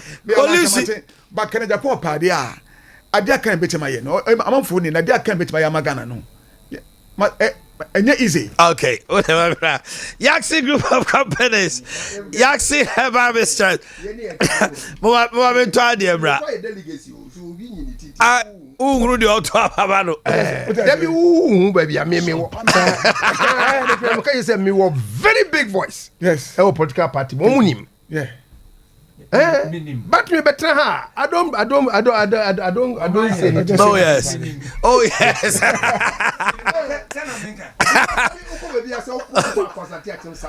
Oh yeah, Papa we oka say obo wa no I don't know. Papa we obo wa no I don't know. Yaksin group of companies. Yaksin Herbal Mixture, Yaksin Co Mixture, Yaksin Ointment, Yaksin Natural Capsules. Na Herbal Mixture no. 93.1. Herbal Mixture no eboa malaria and menstrual disorders. Afei Co Mixture no be you cocoa free ho. Yaksin Natural Capsules ebe boa ama bema wa CPS sita. watimi abɔ mema sem ɛna se eba ointment so a wutinwi na epa no ebe ni nyina afri ho frey was 0244723541 0244723541 amamole won cry obo huyan Sansuna Asta obehoyai. Aperitivo non-alcoholic bitter. Ebe hukro unipadua mu nyina da. Wakoma wahrawa ho. Wo niema e wo nipadua ma edi wunya nyina na ebe free ho. Misrawa. Open the support to Abra Sompa FM first floor here and say DC house red and white ya fefe ya e wo swami ha 0246270221 0246270221. It's made of herb spices and fruit from Italy. Na bibia anko so. Akwanya base ubetima a sales and marketing officer. Ka ho na number way send a WhatsApp and only a soft copy of your CV 0249 942842 0249 942842. Na email no so QUOBIJAY kobij@gmail.com. You can send your CV to the manager kobij@gmail.com. Also you'll be social media marketing wabinimu uyo bia or a strong creativity and a critical thinker uyo bia watima ya juma media house be for about more than 2 years na media house and a media company be na epe sales and marketing officer I will kumasi ya number no ebio send your CV soft copy to the WhatsApp number 0249942842.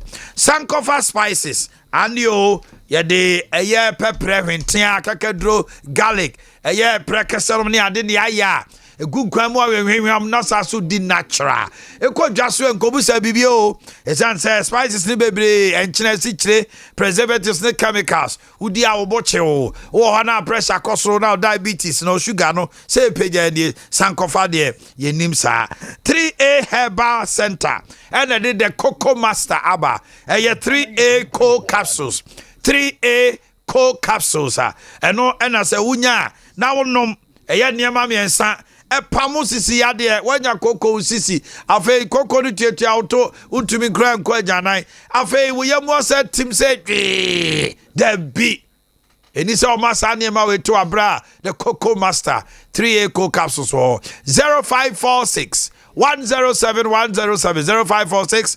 107 what come for Nochira Banker yeni welcome for Nochira Bank PLC yeni ye buafo bomodene eya be fi ojo hwanye utwa ho ba bi entwa abusia ka hwen na yebosia ede ma wono eye short term loan ubetumi dia ye papa na mama ya na dofo na obabi aye ene abusia ntenase na mo ntworo krata abusia pani sa hyase invitation card no a wo de kwose aye no na fa Ghana card ka ho death certificate proof of death and a mortuary receipt wo ka we nyina bom abosom ya nsa na aye ne beba no wo confirm Nochira Bank PLC ye buafo mo na maboa ya ma aye akona nka abusia di ho hantwi ene sun nyina ma bepa ene suo o pese confirm Nochira Bank beje ensa body ene nyina su ko bank ku wo ma wa ka hwen ne bra ya seye na bibia nkoso emfa emmao Power Specialist Herbal Hospital. Akoso adu ayase efie ho no munya wura ho na hepatitis adokro futu so bepem na ase wo mfa nko ye be fawo emfidie ma hwehwemu a ne hu sanu bia wo de aduro kapa bi account na say ya omuko share say the best herbalist and hepatitis B hospital herbal wono no nya Dr. Akoso adu aya bo Adea wo bo man Ghana Kumasi afe ya se bosom twekwan so Jasbro filling station ni hwanimu enkai kwabenya pokwase ACP main road and atakra den so ye wo Anaji estate ene Anaji MA primary school di hwanimu ye the herbal mixture an immune booster system support aba ye the jirikajiri herbal mixture oba bema 30 minutes time jina na so una tipiti na mai bojo so Adea heba mala mix malaria fever ne general bodily pains nyina da ebetu ase na fake cough care so ahwe free obo eko utrimu na bibia free Adea heba tonic loss of appetite betibia di 0244 544422 0244 544422 0200 383831 0200 383831 Mixer ya kani nyina abomu a ya pay ya mizo drink jijibi weekend ebe ahoho eba wa yase party wedding engagement no so wunya mizo drink ana wunya 5G a guarana grapes grapefruit ginseng and green tea na wom ginseng no ma bema wontri mu sane ginseng any green tea no so eboa ma wo so te wa fruit kapu no ma so bete bobodna nenya 6-pack ni bia bra no 5G samo ahoden bo adwuma e ma utimi call adwuma so be good energy for you 0246270221 0246270221 mo amoton drinks no mo nkoje enkotobie na bibia enkoso sanso na mizo ye wono ahodo mako ba num ye wo mixed fruit ho ye wo mango ye wo orange ye wo apple ukikani nyina bomu a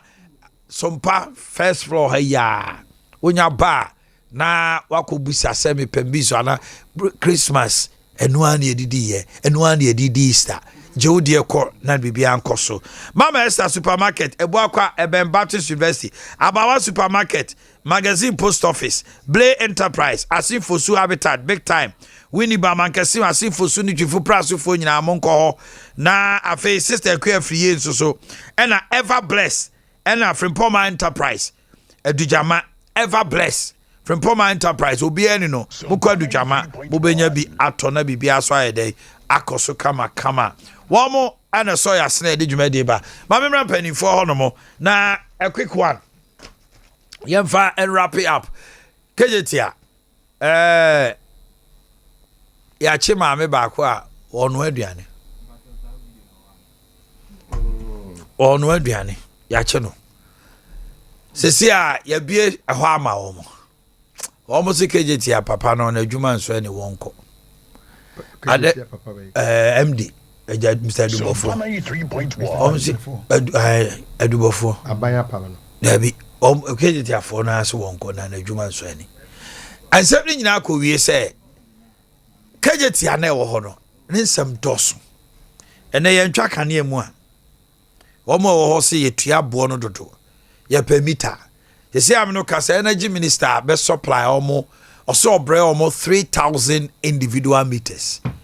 Enra omo de 2,000 say em famre wo na ECG fon hwe kwan be fa so a omo bubo meters na mo ebi so so say anhwe ya na ekobubo individual meters na ebitima jinse mama say wanye ne wire ni ye no ma anye ni ye na obi wo no ma say etimi bobo meter na kura ma no afa kira ma obi abe temper with the meter say the be ya enridi kese prepaid no sonte eno so betimi di ja no kura ba mo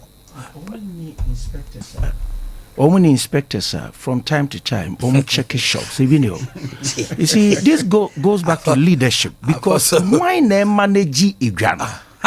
Who is managing? Because Saja we no enye kase bia o America no ni Britain o ko shopping mall kase it is a we be do eni pada sani na tewa onimu de ohwese ntotoye koso a bibi enkosie ena ha insuso no ya nipa bia ye de adwuma hye ensa ne ye ntimi ani ni kura na ne ma ye basa ye ntimi resign just obi na de pressure eba me we ya nkantam so announce ma be press conference apa mo chawo ba jai because Savia Modie way na nye no oba no emian discussing po one kwadam wom twena so na obi a wo ye fufu se ba yire o make sure to discipline them because baby ade a chi anim adroi de edi enti na se edwa pass ya akọ na anim anya titidwa wo ba no aduane wo na me de masam kwa ne se obi anu aduane ama e ho ahye ade a chi na fire for conspection na ne abetew se unso wo no aduane 60 year old na wo no aduane ebi ane ya sama hi bibi 100 there Dabio omo no aduane no obu ani kunu aduane a odi be ko fi ye the dwom ho oh yes the ma aduane obeko so they prepare everything to obedru fie no aduane okọ serve omo no on say nwa ne nwa say on say I don't know say nwa Mr. Dufo wo ho you security for ho and mo adwadifo no mo amoso mo ho yeah na mo here it's even so ya said that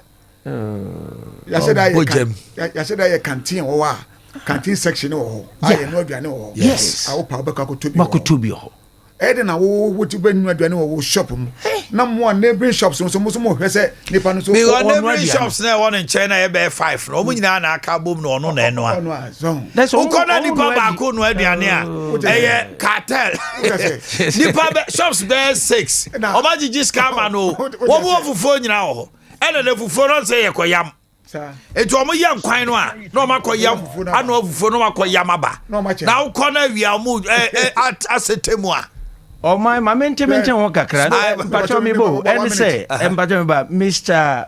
Vice President hona okoye no me manage ho pa oye mampanya ba di akire a waba sabi otumfuo ediade waba enukura akire ye behwe di nti a ade bi a twere na mayofo na ba no se se tibi huru se koso saa na ti sen on waba on so manfo asemato mo no waba preko pesa se ogina ne tumi so mummue ne senye electrical fort dia mumbie no tumi no enye a over exercise of political power really yeah because ekrono ye populist because ye ben abatom a wonim se wo no wonni vice president nko wo prima mpanyi enti any advantage bi a wo benya bia nka hu se bi betachire na wo de na ne bana mpo sa bo ho bana ne bo ho ye de oh say there eno there you can't fault him because he's a political figure, understand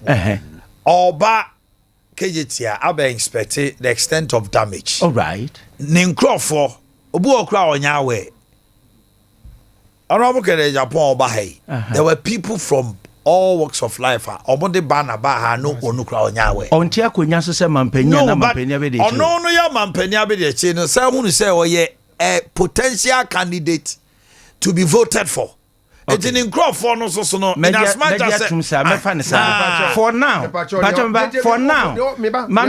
mami we say party no e wo mra e wo bibia se ebie gate ya e no obi no ba ma politics answer obi ye gate obi so am campaign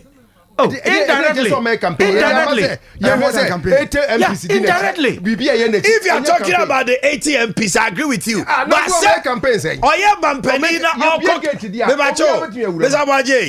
Mr. Baje 80 MPs edi na chi no me no ya adwen say obey campaign but of central market as vice president also no mampani kasa no pa no mampani say ofo na ni kohwe na o say omo bosse obey say so he was sent by his master you can blame him mark was sabono yenso so kankane a ama hinkan wie sa 7 no ebi no omo didi en enye say okaya ekwan bebre ba contractors esunu ntimo wo sikata ho a ade na mo fentutu omo kana do be she edwonfo a emergency for what? Emergency. How do you pay them? There was scarf for emergency.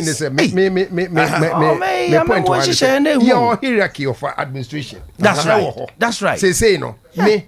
Uka se sampai obeka se mo mintie no. Of course. KJT apani a woke obeka se mo managing director and board chairman. Regional minister obeka se mo mintie no. Because ebi twa bibi mu. Mo so no ma de nyina. Because I want to cut about so anopana no betwa mu. Yes, se mo di aba mo take decision in the interest of the market. Also on the fire for coding come on the authorities did come on and obisa fire for say no ebe hagin totally contractor for cordon area na affect no enti no omo dey about 3,000 na affect here no obiema omo a into Basoje say omu decision to close down was taken na authorities in no fire they called by the president say with that fire service input and omu dey university closing it down they had an input input and he say what can me ameti am ne nya adwen je say wasa hierarchy ho nyina obi am obi abi of course but Mr. Boakye vice president announcement no be yes Mr. Boakye nya wo kan akwa de say Omanhene eti adwam na wo ye program na tofi beba na obeba begina o Mike nchen aka asem bi me nipa asusu se wo ni nya wo ye no how would you feel how do you feel well anti vice president please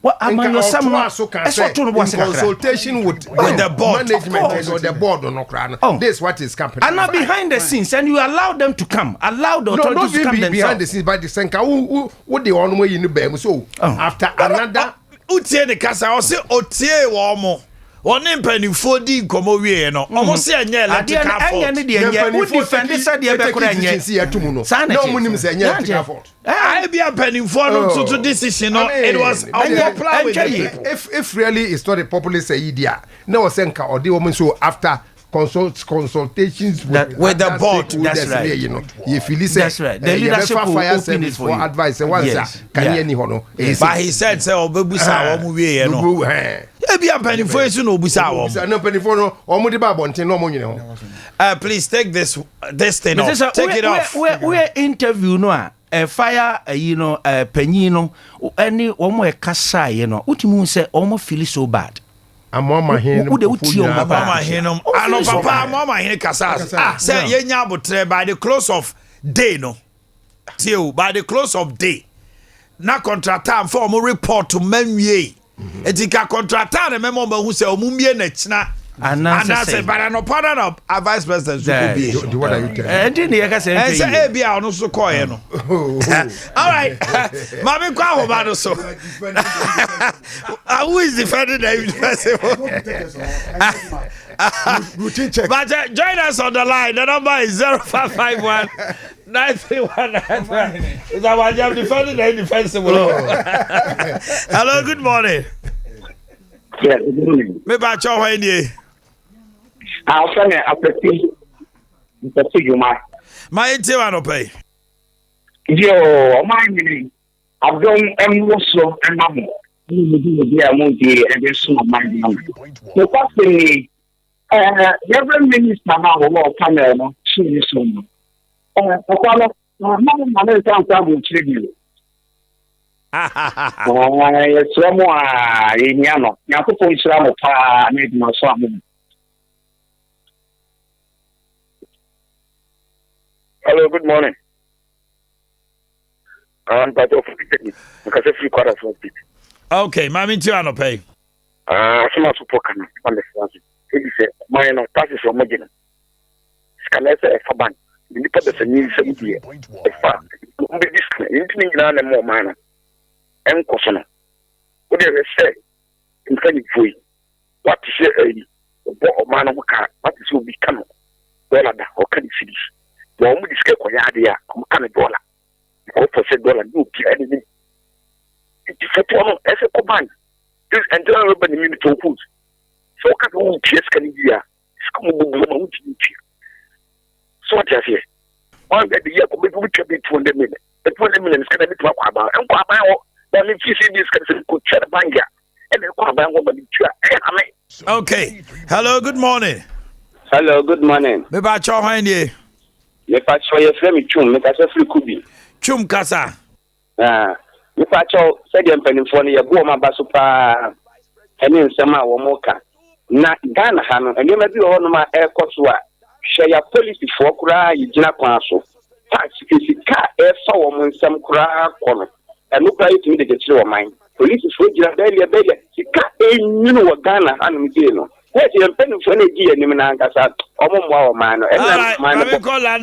good morning. Nation. That's what I have to say. Thank you. Hello, good morning. Hello. Good morning. Yes, sir. But you are now on air. Yeah, me say, Vice President Adea or Kejetiana, very bad. Look, we have National Security Council in Ashanti region, led by the regional minister. We're taking decision. Say what close to market, you know. Why should the vice president intervene? We should make the law work in Ghana. Sana Juasafwa yi, sa woman edi. Na president say, Preno. we won't grow like a country if we keep on doing things back and forth. In Korea, Mudidi president, the year Omadino, you suspended on a president, say, look, we should let them look. The law has to bite people. When you do something, they have to bite you. Sahan and Nemitis, electricity corporation, Omo director, and say, oh, Nyako say, the operation now, he should retrieve the money. Why should people intervene? Why are we so pessimistic on things when we are doing things because of our political affiliation in Oman? We should let the law work. If the law works and Ghana become good, it's good for me and you. Thank you, sir. Hello, good morning. Good morning. Maybe I try one day. But if you question, because of Marco, some Marco. I go see Casa. If I saw Ghana, yeah, Bobo. Ghana, Bobo. Hello? Say Ghana, Bobo. Ghana, yeah, Bobo. Adea. It's a ukuta one district my nyeska bi mu kuta district nyeska bi Ghana. Hello, good morning. Hello. Good morning. Me pacho yemre no kra tia. Hello. Hello. Pacho wan ye. Pacho hello. Me te won kan kasa wai. Pacho. La na me dem pat me bat you. O was so kasa. Yo. Pacho ma to ba me kan say. Tani asofo kan ya min shira wo pa. Ya min shira wo pa tani asofo pa. Now me put the car me pa ya sorry ni asofo. Me who's the say my grandma sister say you know so I'm a police station for me Omujina me and I'm me that and me ko na wa charge echi me kamenu mo asemo mo se mi tieska no so me ko court na so mo fa me ko court me ka so mo ko court nso a pin for me challenge wo bi adi na mi tieska and I know me je the Ghana the rap man. Hello, good morning. Hello, good morning. Me ba cho hwan ye. But your friend is my inti ono pay. Me ba cho put that last time I broke na me drew on no me. Na me can to Akye omodo. I say, come on, this is so it means that or outside of own doesn't make more than 4 million. But Obaga, it means that the leadership is working. And I say, what's it? Why not far, bro? Ghana and your frabro today. Only Abrofo. Aye. And Oba Ghana. And order me. It will not be a fight. It means only a more than I wasn't defined for. Ah. And I'm because we need that fight in our passport. On this is Ghana. Yes, so it means that Ghana they will be not overload. Bro, need to just say hi Ghana. Yeah. Ah, okay. So Oba I will be who because I 5 for pay. Hansan will be who you know what. So yeah, for last call you pay. Hello, good morning. Morning. Batch of every why. Me too. Oh my. Yes, sir. Good morning, friend. Yo, Paul Casa. Oh my, Ghana, the bread. First, you shoot you see the meter, a new one. A bad 1 year, and I'm the call office. Monday, and say, maybe a bad 1 year, very mad. It will be very mammy. I'm catching me say, they don't know, in your mind, see the chest that out for a year. I'm not giving up a Let me almost say, 2 years now, Maya, I can't very much. I'm saying, I'm from committee young way. See, I got the air mobile kata. It's 1 year, you won't have it. Because I'm going to look at them.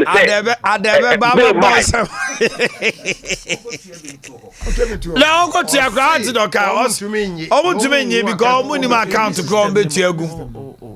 And then no cofa problem by there were politicians who had authority to have prepaid meters. Omo de call constituency, Kobo Boma Omo. any ECG system mu. All because of Eno na ma na nsen ya ukọ Eastern region ho ba binum a. Omo tumi etresi ya omo cough start so omo bele omo say omo tia. Bosontwe ya Oteaje former energy minister Boakye wo bombi test no pep parliamentary MP wo bombi test bebre gu ho man krase ho a ene eba se so omo betua ayi omo amutumi etresi ya omo tua no na dane ma boni sun. Now what is wrong with MP ni say oma is finance electricity be no more register meters. Hey, I don't know the power. One my free meter. Just for power. Power so munya ye hunu ni I was for my emphasis had about that. Yes, I don't do me determinity. Yen to me kosum blame politicians in Kwa all the time. That's right. I'm appealing to all Ghanaians. The time has come, we must change. That's it. But the point is, who is a politician? Oh, actually. Mr. Umami Pona, source funny by and the Black Stars in Jacono. And that one, Mommy Yaji. Aha. Me take it away. Oh, Atapo Kumama take it. Yes, sir. Near maybe a woman. Atapo Kumama take it. Woman in Yama. I saw for you. Mama, ni take it to mommy. Why? My practice cry. Say me is a go no ma. Me kiss him. But boss have must go no ne. I was here for Ebraso say on the full time. All the details about this evening's match. The Black Stars versus Angola. Stay with us. 5G.